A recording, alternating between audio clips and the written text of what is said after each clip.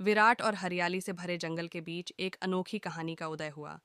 एक ऐसी कहानी जिसमें एक शेर और एक नन्हे हिरण के बीच अप्रत्याशित बंधन की बात की गई थी।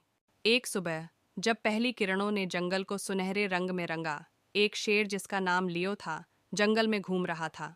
लियो जंगल का राजा था, एक शक्तिशाली प्राणी जिसकी दहाड़ पूरे जंगल में गूंजती थी। अपनी भयंकर प्रतिष्ठा के बावजूद लियो अपनी बुद्धिमत्ता और निष्पक्षता के लिए जाना जाता था। उस दिन लियो ने एक असामान्य दृश्य देखा। लंबी घासों के बीच एक नन्हा हिरण, जो अभी कुछ ही हफ्तों का था, डर के मारे कांप रहा था। फोन नामक उस नन्हे हिरण ने पिछली रात को अपने माँ को लक्कड़बग्घों के झुंड से खो दिया था, और अब वह अकेला और असहाय था। लियो ने फोन के पास जाकर उसे धीरे से अपनी नाक से छुआ। फोन ने डर से लियो की तरफ देखा, लेकिन लियो ने न तो दहाड़ा और न ही अपने दांत दिखाए, बल्कि उसे अपने संरक्षण में ले लिया। उस पल से लियो और फोन के बीच एक अनकहा बंधन बन गया। लियो ने फोन की रक्षा करने का जिम्मा उठाया और उसे जंगल के खतरों से बचाया। लियो की उपस्थिति में फोन सुरक्षित महसूस करता था।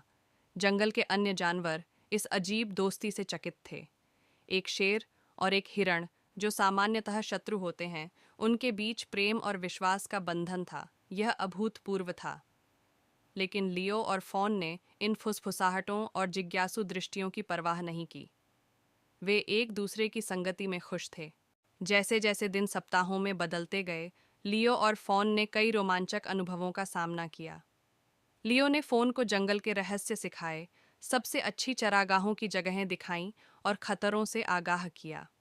बदले में फोन ने लियो के जीवन में आनंद और चंचलता लाई।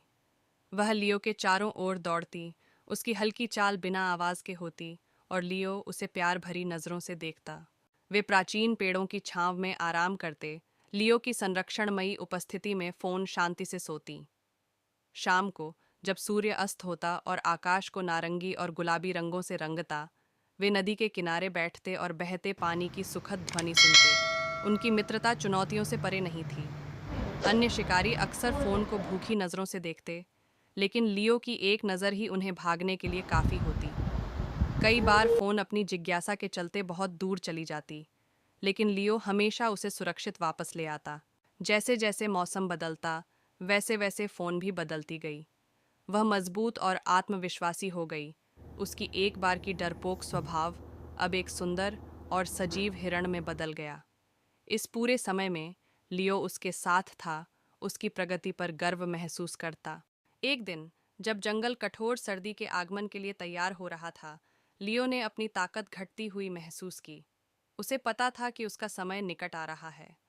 भारी दिल से वह फोन को एक छुपे हुए उपवन में ले गया, एक शांति और सुंदरता की जगह। वहां वह लेट गया और फोन उसकी कमजोर होती हुई स्थिति को समझ रही थी। फोन ने चिंता भरी नजरों से लियो की अयाल को निहारा। लियो ने उसे आश्वासन भरी नजरों से देखा और एक आखिरी हल्की दहाड़ दी। फॉन ने अंत तक उसके पास रही, अपने संरक्षक और मित्र के खोने का दर्द महसूस किया।